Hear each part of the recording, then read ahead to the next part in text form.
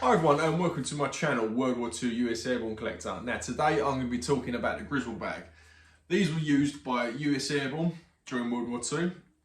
They were originally designed to carry the M1 Ground Rifle. When the bag is slightly smaller, let's forget about that for a second because originally it would have been that. It's smaller than the rifle. So the rifle would have been broken down to be put inside into two. Unfortunately, when you hit the ground, you've got to rebuild your rifle before you can go off fighting. Now, the reason that these bags were invented and put into place was so that you didn't smash your rifle to pieces on landing or dig the rifle into the side of you when landing, causing yourself an injury and also damaging the rifle. So, let's go for a little talk through. So this is the Griswold bag. It's got a flap on the front and it's got a zip that runs top all the way to the bottom. Now, as it's got a zip, this means this is a number 2 pattern. The first pattern had some studs, pop studs that run from the top all the way down the bottom. It's got a zip, so it means this is number 2. But this also has a pop stud at the top, which keeps this flap secure to the actual main body of this. Otherwise, if that was undone and was just a zip, the wind, or you could get this caught and then end up unzipping the whole thing and your rifle falls out. Not good. On the back, it has the canvas parachute webbing now stitched onto this bag.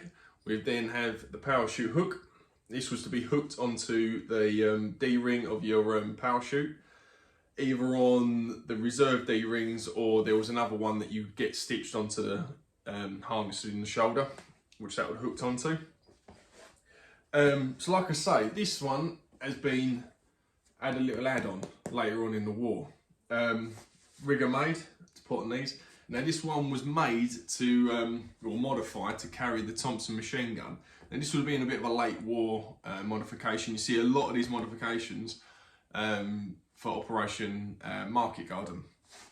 For D-Day and before, which would be this type with the zip and the pop stud type, the pop studs would be like the type 1. That would have been more Sicily end to the start of the war.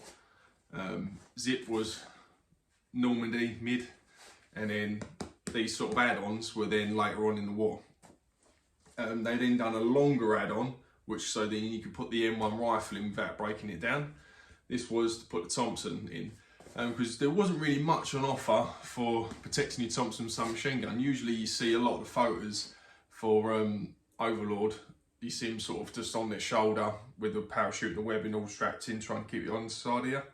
But yeah, this was a little modification so you could get your Thompson submachine gun into battle safely and without having to break it down.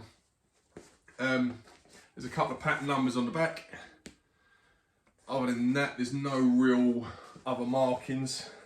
There's another marking on the front. But yeah, nice little Griswold bag. They're a little bit hard to find now. They still do come up, but yeah, it's a nice original one.